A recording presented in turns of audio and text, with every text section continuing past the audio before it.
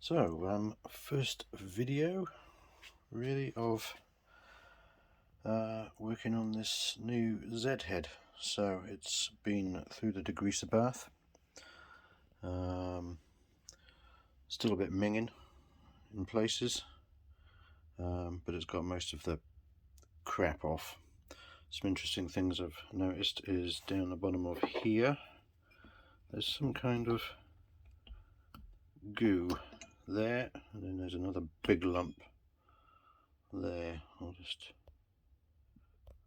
turn the light on. That's so you can push this little brattle in there, and it's quite gummy.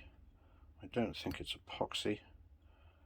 It looks like tar, and this little divot here, I think I managed to dig that out in a degreaser, and it seemed to be a lump of tarmac off the road. So whether this somehow is some tarmac, you know, those bits of tarry gravel end up in all kinds of places on your bike, especially on air-cooled stuff and fins.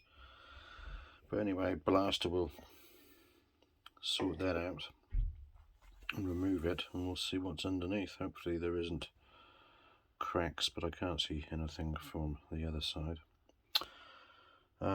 So I managed to find in my Zed spares enough shells. Now these are worn, as you can see. Enough shell bearings to I haven't got the full 16. I've got 12 altogether, but they're all worn, but they're good enough for putting the cams in and seeing what's occurring. So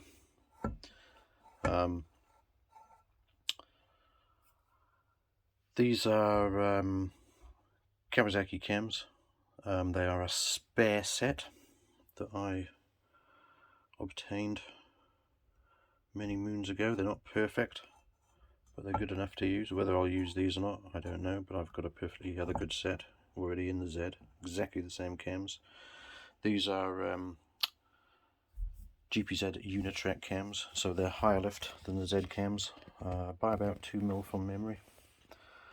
But what I'm doing at the moment is the first check is to make sure that with the cam caps in the right positions and shells fitted, although they're worn shells,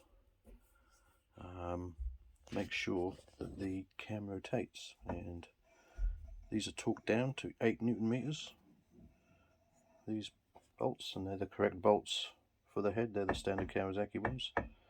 Got a bit of end float, so cam caps number 3 and number 1, they locate the end float of the cams. There's no end float location on 2 and 4. And you can see sort of down there those two shoulders basically. So if you look at there, cam cap number 1, those two shoulders do the axial restraint, and on 2 and 4 they're not machined because they don't, there's no those flanges don't exist on this side. Another way you can tell it's a GPZ cam is because on the Zeds there's a gear here for the tacho. On the GPZ cams they didn't drive the tacho off the head, they drove it off somewhere else.